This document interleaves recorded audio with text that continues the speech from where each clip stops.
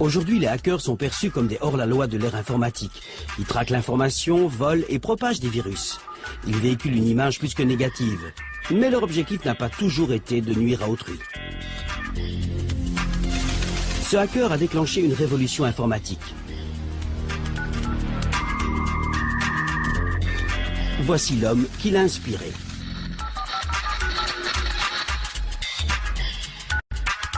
Et là, le hacker qui a suivi leurs traces et en a payé le prix.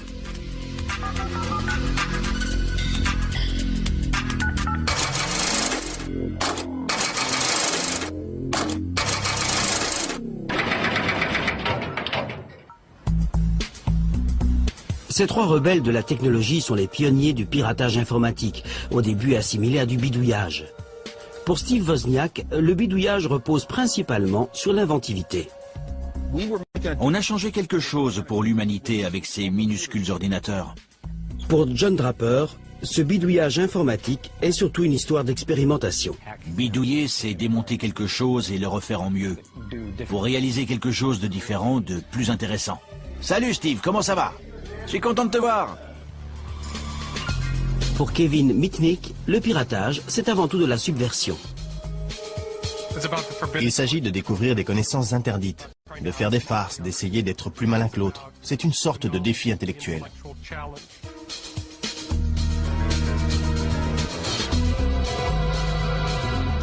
Le terme hacker a deux significations en fait. Avant, ça voulait dire bidouiller des ordinateurs. C'était des gars qui passaient la nuit sur n'importe quelle machine qu'ils arrivaient à emprunter en essayant de mettre au point le programme parfait. Leurs histoires révèlent comment les hackers, qui étaient d'abord les héros de la révolution informatique, sont devenus des hors-la-loi dans le monde qu'ils ont créé. Hi. Where does this wire go? Well, you see, this is telephone wire. And it's going to run from your house to the big cable on top of that pole. On s'imagine que le piratage concerne essentiellement les ordinateurs, mais ça n'aurait pas été possible sans le réseau téléphonique, et c'est là que le piratage a commencé. En 1970, John Draper vient de terminer son service militaire. Il fait des études d'électronique lorsqu'un jour il découvre un univers secret. Tout commence par un appel téléphonique d'un homme appelé Denis qui promet de lui révéler les secrets d'une nouvelle mode, le freaking. Il a commencé à me parler des freakers. Je lui ai demandé, c'est quoi un freaker? Il m'a expliqué, on joue avec des téléphones. J'ai répondu, j'avais compris, mais qu'est-ce que vous faites avec? Il a dit, on décortique le système. J'ai demandé si on pouvait passer des appels gratuits. Il m'a proposé de passer le voir, il avait deux amis chez lui qui voulaient me parler. J'ai frappé à la porte. Son père a ouvert, j'ai dit que je venais voir Denis. Il m'a dit de le suivre. Il m'a amené à sa chambre, a ouvert la porte, il faisait tout noir là-dedans. J'ai demandé si on pouvait allumer la lumière. Denis a répondu, ils sont tous aveugles, ils n'ont pas besoin de lumière. On a commencé à discuter et j'ai dit, montre-moi comment vous faites pour passer des appels gratuits. Ça m'intéresse. On savait que c'était illégal, bien sûr. Je suppose que ça faisait partie du jeu. C'était des sensations fortes. Ce n'était pas juste pour arnaquer la compagnie téléphonique. C'était un défi technologique. À une époque où les appels longue distance sont un luxe, les freakers ont trouvé un moyen de les passer gratuitement. Les réseaux téléphoniques sont alors contrôlés par des tonalités. Les infiltrer est simple avec le bon matériel. Ils se présentent sous la forme d'un gadget gratuit contenu dans un paquet de céréales. Cet objet, c'est un sifflet Captain Crunch. Si on colmate ce trou là avec de la colle, ça correspond à 2600 Hz. Quand on siffle dedans au téléphone, ce son indique à l'autre côté que la ligne est libre et qu'on est prêt à passer un appel. Armés d'un sifflet Captain Crunch, les freakers peuvent prendre le contrôle des lignes téléphoniques n'importe où et n'importe quand. En fait, on allait par exemple à l'aéroport, on marchait en soufflant dans le sifflet à côté d'une rangée de téléphones publics. Et on déconnectait tous les appels. À l'époque où les appels passaient par des opérateurs, le freaking était impossible. Mais quand les standardistes ont été remplacés par des systèmes mécaniques, on a utilisé différents sons pour déclencher les commutateurs. Si vous pouviez reproduire la bonne tonalité, comme le freaker aveugle Joe Enegresia, vous pouviez passer des appels à travers le réseau en sifflant. Let's see if I make it this time. This is really hard to do. It sounded like all the tones were present, so the phone should be ringing about now. Okay, it hit the phone. It just takes a little while. Il a même démontré son savoir-faire pour les médias locaux. From his one phone to a town in Illinois and back to his other phone, a 1,000-mile phone call by whistling. Joe Ingressia says he used to do these things because he is fascinated by the technology. Ce sont les précurseurs des hackers, les pères fondateurs. Pour les freakers, tels que Captain Crunch et Denis, le réseau téléphonique est un immense terrain de jeu technologique, plein de sons et de commutateurs à explorer. 30 ans plus tard, ils se sont réunis pour revivre leurs exploits. Salut Denis. Salut. Allez, sors, ça fait longtemps qu'on s'est pas vu. Comment ça va, John? Quoi de neuf? Denis, si on allait s'échauffer un peu, faut que je teste mon nouveau boîtier. La règle d'or était de ne jamais pirater le réseau téléphonique de chez soi. Sinon, la compagnie de téléphone pouvait vous localiser. À l'époque où je traînais avec Denis, on montait dans un van et on roulait au hasard pour essayer de trouver le coin le plus isolé possible. On se planquait là, dans une cabine téléphonique, et on piratait la ligne.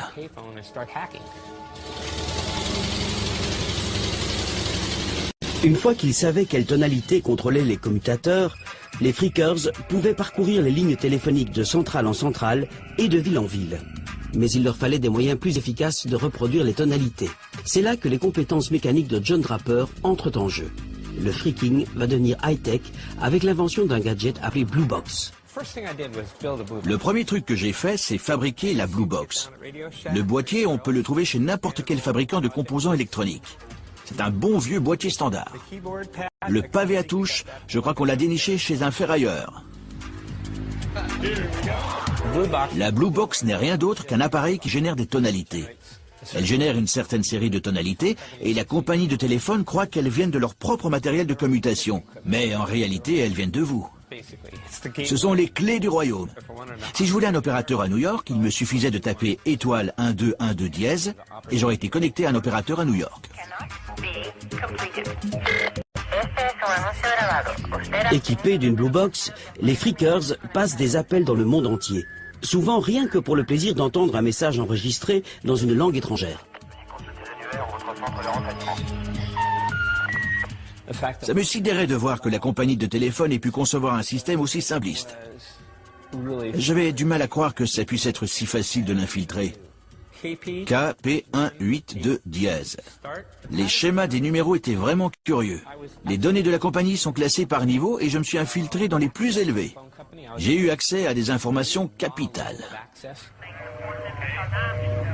La technologie de la Blue Box est le Big Bang du freaking. Le réseau illégal s'étend et très vite, les freakers tiennent des réunions secrètes sur des lignes de conférence à l'intérieur du système. La plupart des gens parlaient de téléphone. La plupart parlaient des trucs habituels dont parlent les jeunes, les petites copines, les téléphones, etc.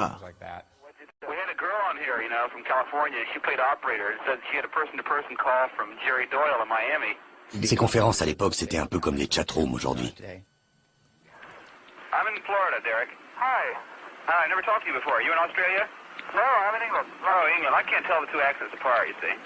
C'était un lieu social où je pouvais rencontrer des copains qui avaient les mêmes centres d'intérêt que moi.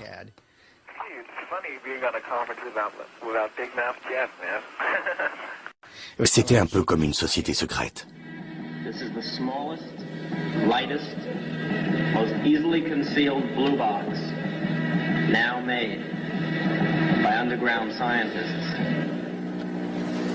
Mais la société secrète s'agrandit. When phone freaks have a convention, people don't give their right names, masks are given out at the door. Les seuls freakers qu'il y avait se livraient à leur activité avec une mentalité de vrais hackers. Et l'un des systèmes les plus complexes au monde à l'époque était le réseau téléphonique. Et pouvoir décoder tous ces secrets ouvrait les portes d'un monde de connaissances. There was a guy that called himself around the world, from the one payphone around the world with a payphone beside him. He's like, hello, and there's a lag, and hello, how are you? I'm fine, you know. Et les freakers n'apprennent pas seulement à manipuler des commutateurs mécaniques. Ils développent aussi le don de manipuler les employés des compagnies de téléphone, un art qu'ils appellent l'ingénierie sociale. Dans l'aspect du freaking, qu'est l'ingénierie sociale, c'est Denis l'expert.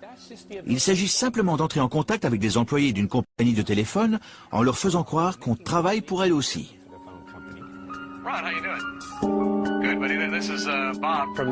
Du bureau d'Alpine à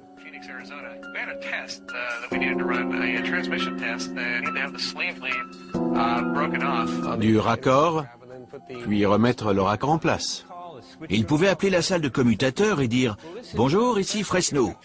On a une erreur de traduction sur votre joncteur, là. Vous pouvez arrêter le joncteur numéro tant, me donner le numéro de code de ci, de ça, et puis aussi... » Et le gars s'exécutait. Quand les compagnies de téléphone se rendent compte de l'intrusion, elles décident tout de suite de sévir. Un certain nombre d'entre nous ont reçu plusieurs avertissements des agents spécialisés de la compagnie de téléphone, des gens qui travaillaient pour la sécurité. Les conférences des Freakers regorgent bientôt d'histoires sur des enquêtes menées par les agents des compagnies de téléphone, en particulier le célèbre Monsieur Duffy.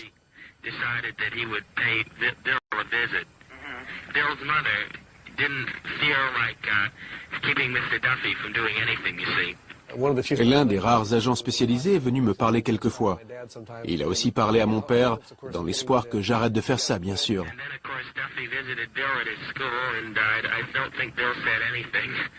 On arrêtait pendant un certain temps et puis ça repartait.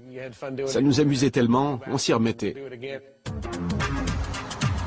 Monsieur Duffy va bientôt être détrôné par une menace bien plus grande, l'exposition médiatique nationale due à un journaliste de New York, Ron Rosenbaum. C'est comme si on entrait dans ce mouvement surréaliste des hors-la-loi de l'électronique. Ils envoyaient des messages sans utiliser les voies autorisées. Mais ils inventaient aussi la sensibilité propre aux hackers. Je crois que les Freakers répondaient à une sorte de paranoïa généralisée à propos des téléphones et de la communication. Je crois qu'à cause du mouvement contre la guerre et de la réaction du FBI face à ce dernier, tout le monde croyait que son téléphone était sur écoute. Le téléphone était devenu le point central d'une sorte de paranoïa généralisée sur l'intrusion du gouvernement dans nos vies, le non-respect de la vie privée, ce genre de choses. Rosenbaum réussit à localiser Denis et Joe Negressia, mais Captain Crunch reste insaisissable. Captain Crunch est l'un des grands personnages américains, un fantasme de super-héros de chez nous. Tous ceux qui avaient été interrogés par Ron Rosenbaum ont parlé de Captain Crunch. Alors je l'ai appelé et j'ai dit « Écoutez, on préférait que vous ne publiez pas cet article, parce que ce n'est vraiment pas une bonne idée. » Captain Crunch était très inquiet. Il me répétait, quoi que vous fassiez, je ne veux pas que ces informations tombent aux mains de l'underground radical. Il pensait que ça pourrait paralyser le réseau téléphonique américain et peut-être provoquer la capitulation des États-Unis devant l'Union soviétique sur le plan nucléaire. En octobre 1971, l'article de Ron Rosenbaum sur les Freakers paraît dans un célèbre magazine américain. Je suis allé à la bibliothèque, j'ai lu l'article et je n'arrivais pas à y croire. Ça révélait tellement de choses, ça me semblait tellement irréel. J'ai tout de suite compris que le freaking tel que je le connaissais, c'était terminé. J'ai lu l'intégralité de l'article à Denis au téléphone et on a réuni tout le monde pour l'une de nos dernières conférences call. J'ai lu l'article à tout le monde parce qu'il n'y avait pas forcément accès et ils avaient du mal à y croire. Je leur ai dit, vous avez vraiment fait n'importe quoi. Vous n'auriez jamais dû laisser ce gars vous parler. Vous n'auriez pas dû lui donner toutes ces informations. Après la parution de l'article dans le magazine, tout le monde veut utiliser le freaking.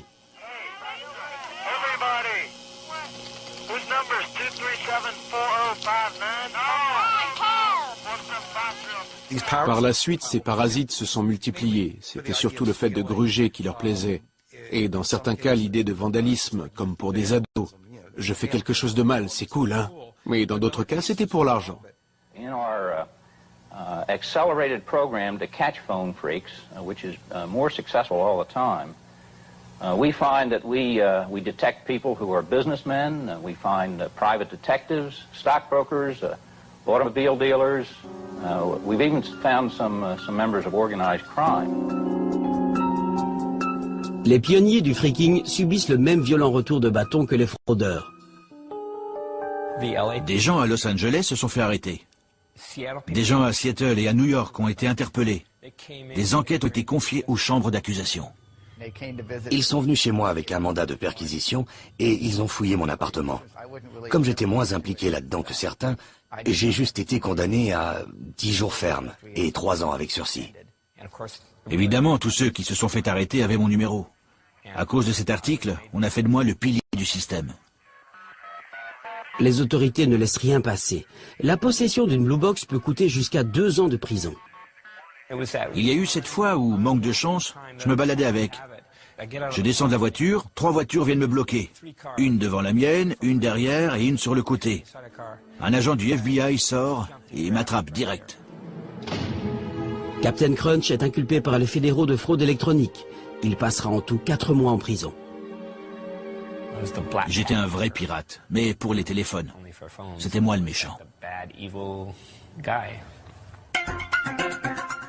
Le freaking est mort, mais pas enterré. Une révolution technologique mondiale est sur le point d'exploser. Et Captain Crunch sera là pour inspirer toute une nouvelle génération de hackers. Le piratage a commencé par une exploration du réseau téléphonique. Mais tout va changer avec l'invention de l'ordinateur personnel, ou PC, une révolution technologique inspirée par les hackers eux-mêmes. La clé de toute cette révolution est un jeune étudiant en école d'ingénieur du nom de Steve Wozniak, dont le monde a été chamboulé par la parution de l'article sur la technologie de la Blue Box. C'était l'article le plus extraordinaire que j'avais jamais lu. Ça parlait d'ingénieurs et de gens techniques comme moi qui trompaient les compagnies de téléphone et installaient des réseaux dont l'existence était inimaginable. Wozniak est tellement emballé par l'article qu'il se met à fabriquer sa propre Blue Box. Au début, j'installais des puces de ma propre conception sur une petite carte vide et j'y reliais des câbles en les soudant. Quand la Blue Box a été terminée, certaines tonalités étaient bonnes et d'autres pas. C'est là que j'ai eu besoin d'entrer en contact avec Captain Crunch. Après avoir été démasqué suite à la parution de l'article sur la Blue Box, John Draper fait profil bas. Il a même abandonné ses passages occasionnels à la radio pirate locale. Tout le monde disait que John Draper était Captain Crunch. On a appelé la station de radio pour demander que John Draper nous contacte. Ils ont dit qu'il avait disparu de la circulation après la parution de l'article. Là, on a su que c'était bien lui. 10 minutes plus tard, le téléphone sonne. Je me suis dit, oh là là, ça ne présage rien de bon. C'était lui.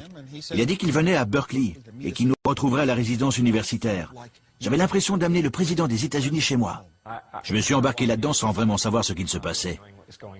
Woz voulait que je lui montre comment utiliser la Blue Box. Il venait d'en fabriquer une. Je m'étais imaginé un gars du style rusé, charmeur, et quand il a frappé à ma porte, il ne correspondait pas vraiment à l'image que je m'en étais fait.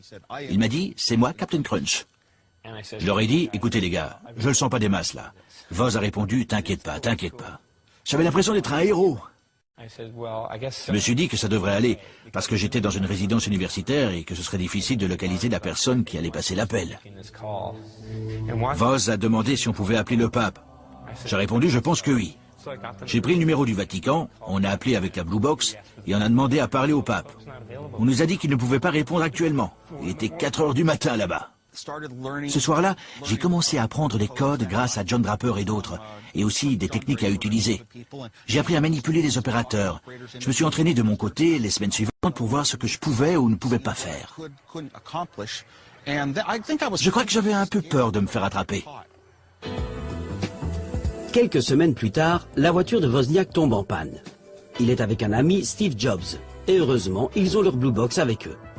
On s'est dit qu'on allait essayer d'appeler nos copains à Berkeley pour leur demander de venir nous chercher. Steve a passé l'appel avec la Blue Box, il a eu l'opératrice en ligne, il a eu peur et a raccroché. Il a rappelé, a eu l'opératrice en ligne et a raccroché de nouveau. Et là, un policier est arrivé. Il était dans la cabine téléphonique avec un boîtier à la main. La tuile. Le policier a dû nous prendre pour des toxicos parce que j'avais les cheveux longs. Steve a réussi à me passer la Blue Box que j'ai mise dans la poche de mon manteau. Le policier a demandé ce que c'était. Quand on appuyait sur les boutons, il en sortait différentes mélodies. J'ai dit que c'était un synthétiseur électronique. Le policier a dit, on dirait qu'il joue un peu faux. Il a demandé à quoi servait le bouton orange, celui qui sert à prendre le contrôle sur les lignes téléphoniques. Steve a répondu, c'est pour le calibrage. Le policier a dit, qu'est-ce qui a besoin d'être calibré? Il y avait de quoi avoir peur. On savait qu'on s'était fait attraper. Ils nous ont fait monter dans la voiture, les 2 policiers étaient à l'avant, Steve et moi à l'arrière, et celui sur le siège passager s'est retourné. Le policier a rendu la Blue Box à Woz en lui disant, un gars du nom de Moog l'a fait avant vous. Le synthétiseur Moog. Tandis que Steve Wozniak et Captain Crunch jouent avec des téléphones, les grands des sociétés de Silicon Valley font des progrès remarquables dans la technologie informatique. Mais au début des années 70, les ordinateurs ne sont encore que d'énormes machines impersonnelles au service d'énormes sociétés impersonnelles. Au début, les ordinateurs étaient utilisés pour déchiffrer des codes, suivre des missiles, des applications utilisées par l'armée. C'est véritablement l'origine de l'ordinateur moderne. Puis on est passé aux grosses applications plus complexes de bases de données pour les entreprises. Les ordinateurs étaient considérés comme des objets qu'il ne fallait jamais toucher. Il ne fallait même pas être dans la même pièce qu'un ordinateur. Il fallait garder ses distances tout en ayant beaucoup de respect pour ceux qui savaient s'en servir.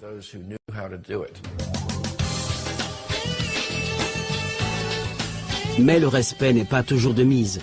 À la fin des années 60, même les ingénieurs en informatique ont une contre-culture. Ils appellent ça le bidouillage. C'est une approche radicale de l'informatique. Les objectifs pratiques passent après ce que les hackers appellent le plaisir fou de l'exploration, un sentiment familier pour les freakers. Le freaking, ça consistait à apprendre à utiliser une technologie, à la cerner, l'utiliser et la développer d'une certaine manière qui, en général, n'était pas accessible au grand public. De la même façon, le piratage informatique consiste à repousser les limites, apprendre à utiliser les ordinateurs et leur faire des choses que les gens considéraient comme infaisables. Pour se faire plaisir, les hackers doivent mettre la main sur des ordinateurs, ce qui à l'époque est plus facile à dire qu'à faire. Ma première année d'université, j'avais dit à mon père, un jour j'aurai un ordinateur Nova de 4 kilooctets. Il a répondu, Steve, c'est le prix d'une maison. J'ai dit, je vivrai en appartement, mais un jour j'aurai un ordinateur. À l'époque où les ordinateurs étaient d'énormes calculatrices dont le développement coûtait 4 milliards d'euros, l'idée d'avoir son propre ordinateur, un PC, était inconcevable. Pourquoi est-ce qu'on voudrait avoir son propre ordinateur? C'est ridicule. C'est comme posséder sa propre bombe atomique ou quelque chose comme ça. La bombe arrive sous la forme d'une nouvelle machine, l'Altair 8800. Un article est paru dans une revue technique pour présenter l'Altair, un ordinateur en kit qu'on pouvait construire soi-même. Dans la région de la baie de San Francisco, certains étaient tellement emballés qu'ils ont décidé de former un club avant même que les pièces soient expédiées, juste pour en parler et partager les informations. Ils l'ont appelé le Homebrew Computer Club. Finalement, 30 personnes se sont retrouvées dans un garage un soir de mars 1975 pour jeter un coup d'œil à cette machine. Parmi ces personnes, Steve Wozniak. Cette grosse machine contenait un réseau qui allait finir par le fasciner encore davantage que le réseau téléphonique. On était assis dans ce garage avec la porte ouverte. Dehors, il faisait nuit et il pleuvait. Et on s'est tous mis à parler de ces ordinateurs qui arrivaient dans le monde entier. L'Altair en tant que machine était un mystère. Une fois monté, quand on appuyait sur les boutons pour le démarrer, on se disait « C'est bien joli, mais qu'est-ce qu'on peut faire avec ?» Pour commencer, on a écrit un programme pour lui faire jouer la chanson Décibel. 15 ans auparavant, des ingénieurs en informatique avaient réussi la même chose avec une machine de la taille d'une maison. Là, les hackers le font pour eux sur un ordinateur en kit fait maison. Dès cette première réunion, j'ai tellement accroché que tous les 15 jours, c'était le truc qui comptait le plus dans ma vie. Le garage devient rapidement trop petit pour le Homebrew Club. Le bidouillage informatique devient populaire. Quelqu'un se levait pour dire « J'ai ce problème-là. Quelqu'un sait comment le résoudre ?» Ou bien « Vous savez, ce problème dont on a parlé dans le club il y a 15 jours, j'ai trouvé une solution. » L'échange d'informations était absolument phénoménal. Je passais des séries de schémas à tous ceux du club qui en voulaient. J'ai fait des tonnes de photocopies parce que j'étais plutôt fier qu'ils puissent voir mon travail. Lee Felsenstein, qui est devenu le président du club, l'a consciemment défini comme un repère de hackers avec un partage total d'informations. Ça n'attirait pas les gens des classes sociales supérieures qui avaient réussi professionnellement, les hommes d'affaires ou les véritables ingénieurs. Le véritable ingénieur se serait heurté au sentiment de devoir décrocher la permission de faire ce que personne n'avait encore jamais fait. Nous, on était là parce qu'on savait qu'on n'avait pas besoin d'autorisation. Les hackers se préparent à accomplir l'impossible, construire leurs propres ordinateurs. On était attirés par le fait qu'on pouvait enfin disposer d'une technologie informatique qu'on pouvait maîtriser.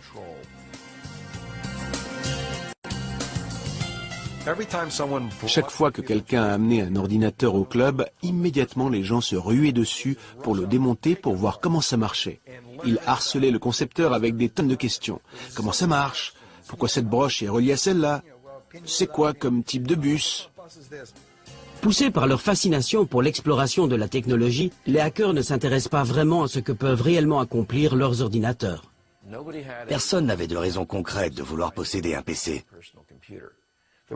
Certains inventaient des prétextes, du style faire ses comptes, compiler des recettes de cuisine, gérer des appareils dans la maison. Mais personne ne faisait jamais ça. C'est la culpabilité liée aux fonctions. Est-ce qu'on demande à quelqu'un « Qu'est-ce que tu peux faire avec ton train électrique ?» Non. On joue avec, on s'amuse. C'est marrant de regarder le mécanisme, d'expérimenter des trucs. Mais l'expérimentation a entraîné de réelles avancées.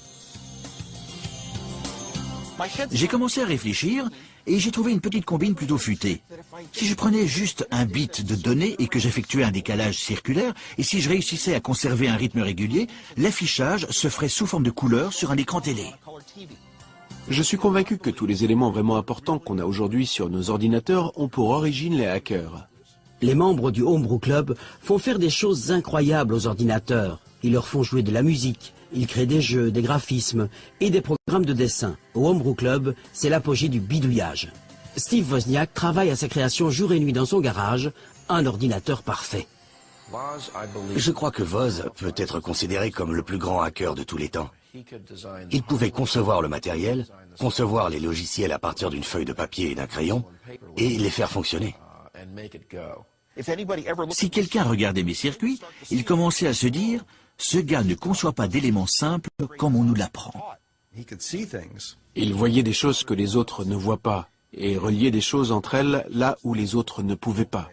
Ce que j'aime chez les hackers, c'est qu'ils ont une façon différente, peut-être plus efficace, d'appréhender le monde pour faire ce genre de lien. Les hackers font des expériences avec tout le matériel ou les logiciels sur lesquels ils peuvent mettre la main, même si ce n'est pas à eux. Mais tout le monde n'a pas l'esprit partageur. En 1976, le Homebrew Club reçoit une lettre virulente d'un autre pionnier de l'informatique.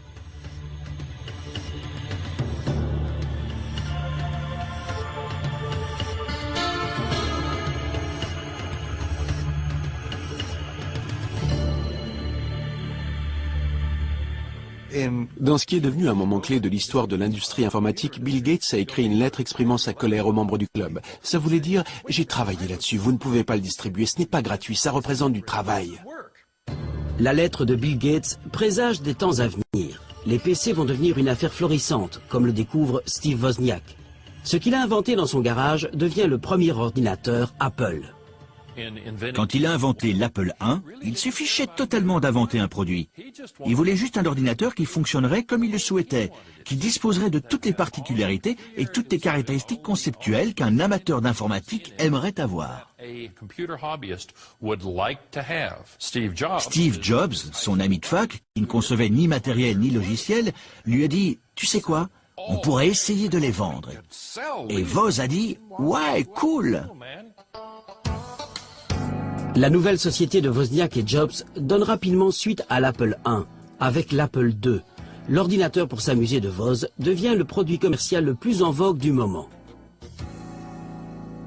L'Apple II présente pour la première fois un ordinateur contenu dans un boîtier en plastique, comme une chaîne hi-fi ou un poste radio. On le ramène chez soi, on l'allume et ça marche.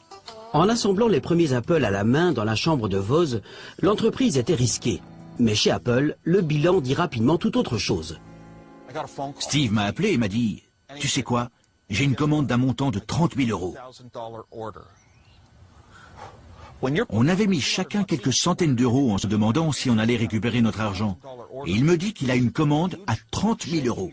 Ça a tout chamboulé. 1982. Les ventes d'Apple rapportent déjà plus de 350 millions d'euros annuels.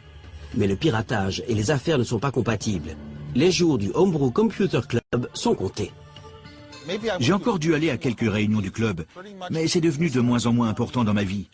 Le plus important, ça devenait Apple Computer, la société.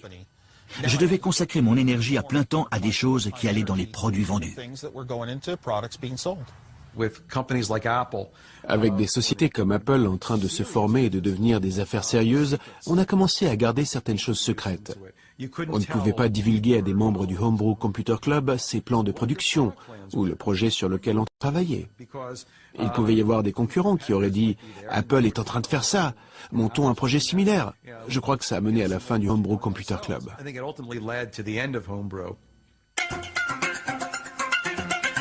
Le Homebrew Computer Club se réunit une dernière fois en 1986. Il laisse derrière lui non seulement Apple, mais 23 autres sociétés informatiques fondées par ses membres. Les hackers peuvent prétendre avoir créé le monde moderne, mais c'est un monde dans lequel ils ne seront plus les bienvenus.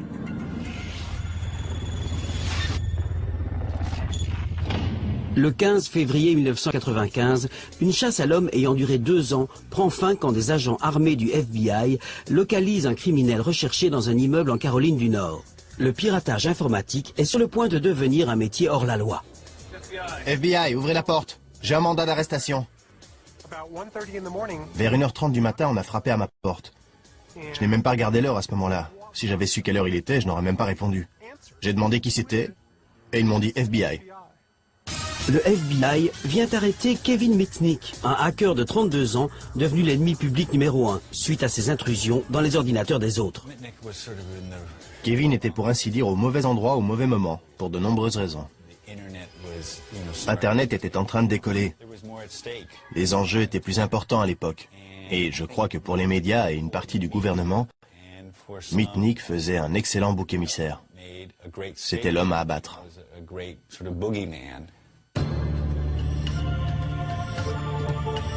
20 ans avant l'arrestation de Mitnick, les hackers avaient enclenché la révolution informatique. Les membres du Homebrew Computer Club avaient arraché le contrôle des ordinateurs aux grandes sociétés et en avaient fait profiter Monsieur Tout-le-Monde. Kevin Mitnick est un produit de cette révolution. Quand j'étais au lycée, tout le monde ne pensait qu'à faire la fête, fumer des joints, boire. Moi, c'était pas mon truc. Je ne sortais pas beaucoup, je sais pas trop pourquoi. J'avais des hobbies qui étaient plutôt solitaires. Pour la génération de Mitnick, il y a un nouveau terrain de jeu électronique à explorer. Les grandes sociétés et les agences gouvernementales commencent à relier leurs ordinateurs. Le réseau téléphonique offre une voie détournée pour accéder à ces réseaux attrayants.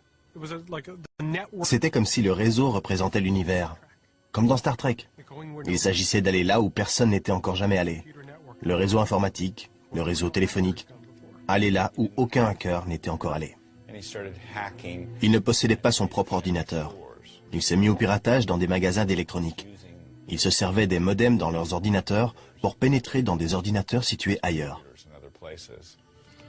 La nouvelle génération de hackers tire son inspiration des hors-la-loi de l'électronique d'une ère passée, comme le phreaker Captain Crunch. C'était quelqu'un que j'admirais pour son intelligence, pour ses capacités et ses connaissances du réseau téléphonique. Comme les phreakers, Mitnick déploie différentes compétences pour accomplir ses opérations de piratage. Tout aussi important que le savoir-faire technique, l'ingénierie sociale, autrement dit la capacité de soutirer des informations par la ruse à des employés ne se doutant de rien. Mais Mitnick va aller encore plus loin.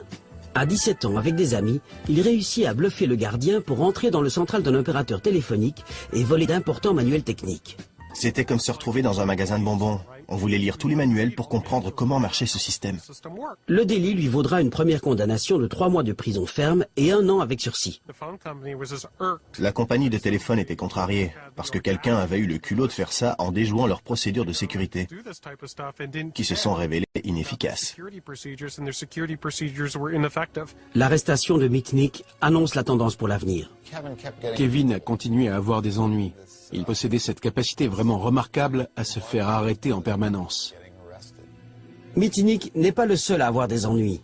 NASA officials in Huntsville realized in late June unauthorized people had recently and repeatedly penetrated a computer at Marshall Space Flight Center. They were smart enough to, in effect, erase the log-in, log-out file. The hackers, as they call themselves, were not only smart, they were arrogant. They left messages on the computer, such as, "You can't catch me." C'est pratiquement quelque chose d'inné. Je crois que certaines personnes sont programmées pour être des hackers et d'autres pas. On peut le voir chez les enfants, certains s'intéressent aux ordinateurs et disent qu'ils ont enfin trouvé un moyen d'exprimer une certaine partie d'eux-mêmes. The phone taps led the FBI to the homes of 4 teenagers, all of whom attend an exclusive high school. That's where Michael Strickland says he got the NASA computer number. And it was listed on the list as a regular Huntsville modem number, which was obviously a mistake, but I just decided to give it a call. The term hacking. L'expression piratage informatique a commencé à subir l'influence négative de gens qui ne possédaient pas l'esprit hacker et procédaient à des intrusions. Comme ces adolescents qui réussissaient à voler des mots de passe ou à exploiter les failles du système pour s'introduire dans d'autres ordinateurs. Mais c'est un film à Hollywood qui va transformer l'irritation en panique. Tout d'un coup, il y a eu ce film qui est devenu numéro 1 du box-office, War Games. Il faisait l'éloge de la capacité à utiliser les ordinateurs à pénétrer dans ces systèmes très puissants, allant presque jusqu'à déclencher une troisième guerre mondiale. Le mot hacker a immédiatement pris une nouvelle signification.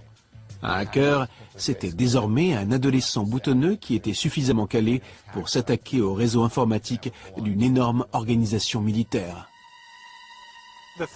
Ce qui était excitant, c'était de se trouver à un endroit où on n'aurait pas dû être en essayant de ne pas se faire repérer. Il s'agit de découvrir des connaissances interdites, de tendre des pièges, de se montrer plus malin que l'autre. C'est une sorte de défi intellectuel. Il s'agit de contourner certaines mesures de sécurité informatique. Et c'est aussi une fuite en quelque sorte. Tandis que le réseau informatique s'étend, la passion de Mitnick pour l'exploration s'accroît. Il en vient même à délaisser sa femme et à prendre une chambre dans un hôtel pour se livrer au piratage 24 heures sur 24, 7 jours sur 7. Après l'apparition d'Internet, le domaine à explorer n'a plus de limites. À l'époque, Internet était difficile à sécuriser parce que le réseau était vraiment conçu pour faire circuler toutes ces informations sans aucune entrave. Il était bâti sur des principes ouverts. On ne pouvait pas posséder les IP, protocoles Internet sur lesquels était basé le réseau, donc tout le monde pouvait les utiliser. Mais les temps changent vite. Le piratage n'en est plus à ses balbutiements. Internet se prépare à devenir un outil professionnel. Les hackers ne sont plus les bienvenus. À la fin des années 70 et au début des années 80, on encourageait le piratage. C'était le truc cool à faire. On ne considérait pas ça comme un crime, mais comme un hobby sympa consistant à faire des farces. La société changeait autour de moi, mais j'étais tellement obnubilé par le freaking et le piratage informatique, en vrai passionné, que j'ai complètement zappé le fait que la société autour de moi était en train d'évoluer. Les exploits de hackers comme Mitnick deviennent un problème pour les forces de l'ordre. Les choses ont changé. Ce n'est plus le monde du Homebrew Computer Club. Le piratage informatique devient la préoccupation du FBI. Et la cybercriminalité commençait à occuper le devant de la scène. Les ordinateurs reliés à Internet s'étant généralisés, nous recevions un nombre de plaintes bien plus important. C'est un nouveau genre de criminalité. Ici, pas de vitres cassées ou de voitures volées et les coupables ne laissent pas d'empreintes. Il fallait réussir à suivre non seulement la nouvelle technologie, mais aussi les techniques novatrices des auteurs des faits. Mitnick ne se laisse pas intimider et choisit des cibles toujours plus influentes. En 1988, il pirate le réseau d'un géant des sociétés informatiques et copie des détails d'un logiciel top secret. Très vite, le FBI est à ses trousses.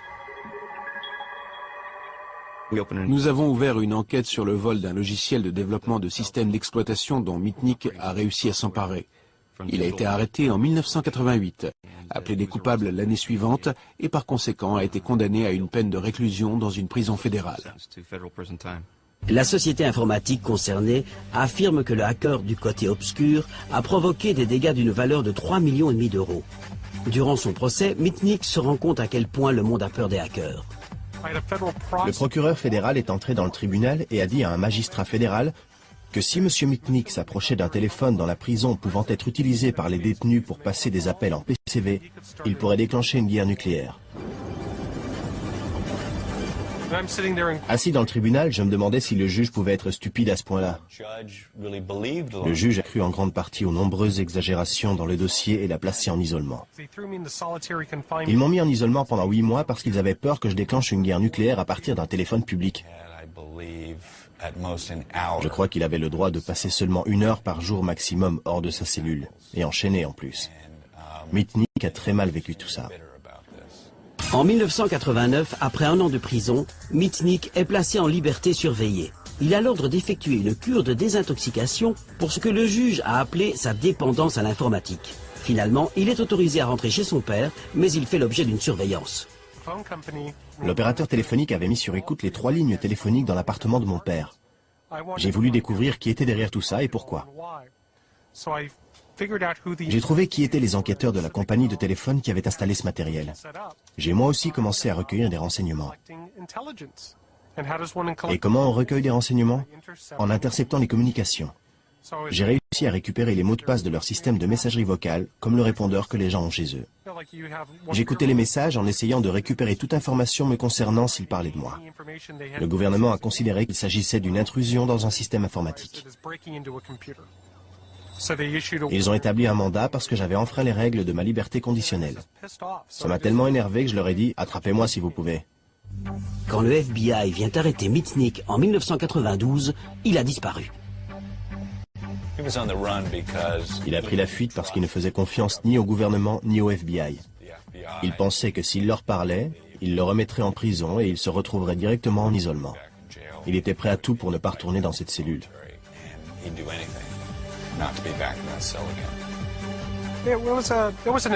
Ça a été une véritable aventure. J'ai débarqué dans une autre ville. Je suis d'abord allé à l'hôtel. Après, je me suis trouvé un appartement. J'ai trouvé un emploi dans un cabinet d'avocat et j'ai recommencé à zéro. Bien sûr, il a fallu me construire un passé. Je l'ai fait moi-même en me construisant de fausses références, une fausse identité, pour pouvoir subvenir à mes besoins. En fait, j'ai téléchargé toutes les coordonnées de ceux qui avaient obtenu un diplôme en informatique, et puis j'ai cherché un nom qui me plaisait. Et là, j'ai vu ce nom, Eric Weiss. Je savais que c'était le véritable nom du célèbre prestidigitateur Harry Houdini. J'ai travaillé dans un cabinet d'avocats de Denver pendant un peu plus d'1 an sous le nom d'Eric Weiss. Et ce qui a causé ma perte, c'est que j'ai pu continuer à m'adonner à mon hobby, le hacking. Mitnick pouvait s'introduire dans un système en appelant des gens de son portable pendant qu'il rentrait chez lui à pied. Il obtenait des informations auprès de directeurs, de secrétaires et même de cadres en les manipulant. Kevin s'attaquait systématiquement aux ordinateurs de quelques-uns des plus grands fabricants de téléphonie portable au monde pour leur voler leur code source. Mitnick pirate désormais dans un but, garder un peu d'avance sur la police. En piratant des sociétés de téléphonie mobile et en copiant les codes sources de leur téléphone, il peut passer des appels impossibles à localiser. Il a réussi à nous échapper parce qu'il connaissait suffisamment bien les réseaux téléphoniques et informatiques pour savoir ce qu'on pouvait découvrir sur ce qu'il faisait et combien de temps ça nous prendrait. Il a vraiment bien exploité les systèmes. Il n'a jamais eu d'idéal, de réel objectif autre que celui de continuer à pirater et de conserver son avance sur le FBI.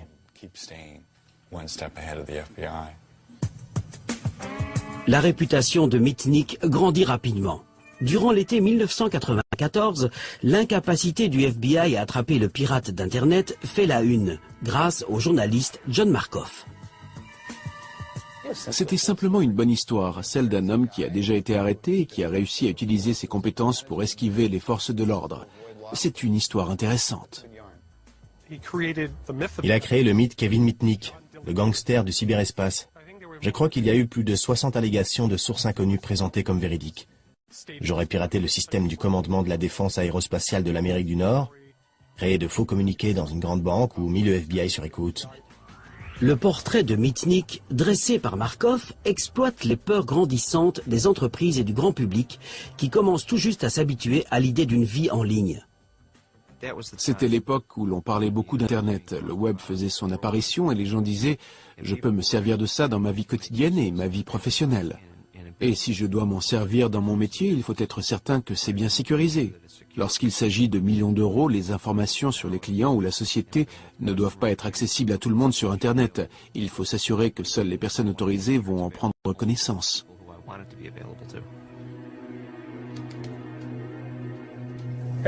Chacun d'entre nous compte sur l'informatique au quotidien. Les transports, les banques, Wall Street. On est en contact avec un ordinateur dans tout ce qu'on fait. Quand on décroche le téléphone, derrière c'est un système informatique. Et les gens qui ne connaissent pas bien cette technologie prennent ça pour une chose mystique, magique, que cet homme, l'ennemi public numéro 1, peut manipuler pour finalement planter tout le système.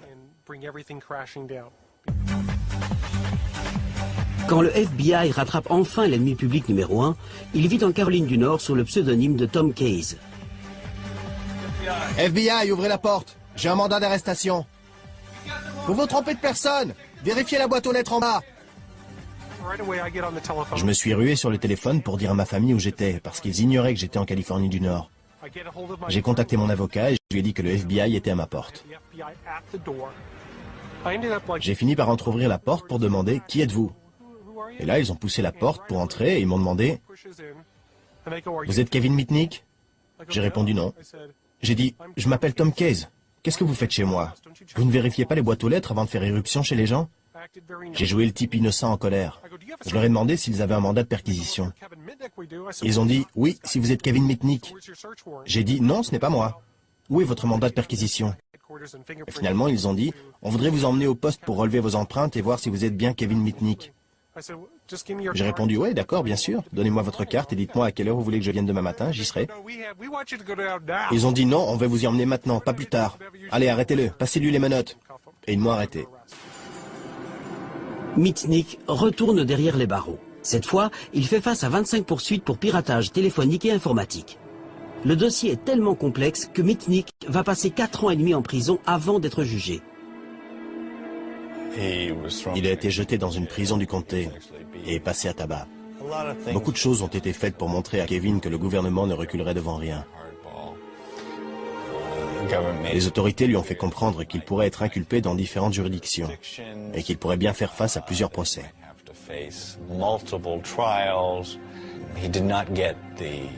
Il s'est écoulé beaucoup de temps avant qu'on puisse rassembler les preuves nécessaires contre lui. Le seul procès que Kevin Mitnick ait eu jusque-là, c'était dans les journaux et les médias. Mitnick est accusé d'avoir volé pour 65 millions d'euros de logiciels aux sociétés qu'il a piratés. Pour sa défense, il revendique l'éthique des hackers. La copie de logiciel, ce n'est pas du vol. Pour commettre un piratage informatique ou électronique, il faut priver quelqu'un de son argent ou de son bien. L'argent, il n'en était pas question dans mon cas. Quant au bien, depuis quand est-ce qu'on prive quelqu'un de son bien en faisant une copie? Est-ce qu'on l'en prive vraiment? C'est pas très clair. Le gouvernement n'a jamais déclaré et il n'a jamais été prouvé que j'avais l'intention d'utiliser ou de révéler ces informations. Les informations même, c'était ça mon trophée, la preuve du piratage. Mitnick est peut-être un héros populaire pour les hackers, mais d'autres ne voient pas les choses sous cet angle. Je crois que les règles du jeu avaient radicalement changé, tout comme le genre de justification morale qu'on pouvait donner au piratage. Dans un sens, cet esprit correspondait vraiment bien à un monde passé, et je crois que ce n'est plus possible de justifier ça de la même façon aujourd'hui. En 1999, Mitnick est condamné à 5 ans d'emprisonnement. Il a déjà purgé la plus grande partie de sa peine dans l'attente de son procès. C'est une peine plus sévère que celle purgée par de nombreux meurtriers. Mitnick sera placé en liberté surveillée au début de l'année 2000. Les conditions de ma liberté surveillée sont tellement strictes que si je touchais cet ordinateur, je serais probablement renvoyé dans une prison fédérale.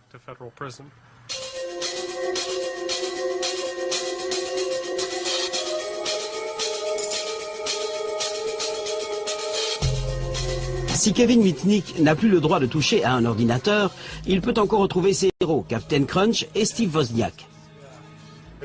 Prétendre que les hackers sont une menace pour notre vie, notre sécurité, notre argent et tout le reste, c'est dramatisé. En fait, les gens ne comprennent pas les esprits curieux. Il y aura toujours une bande de petits malins, et plutôt calés en technologie, qui voudront aller au-delà du système visible pour savoir ce qu'on pourrait faire. Ces pionniers ont du mal à accepter le statut de hors-la-loi des hackers. Mais le monde a changé. Il ne reste plus que les bons souvenirs et les reliques de la bonne vieille époque.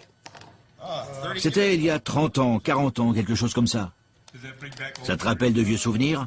Oh oui, je n'échangerai pas la réussite d'Apple contre tout l'or du monde, mais cette année à Berkeley restera inoubliable. Et avant ça, il y a eu le sifflet de Captain Crunch.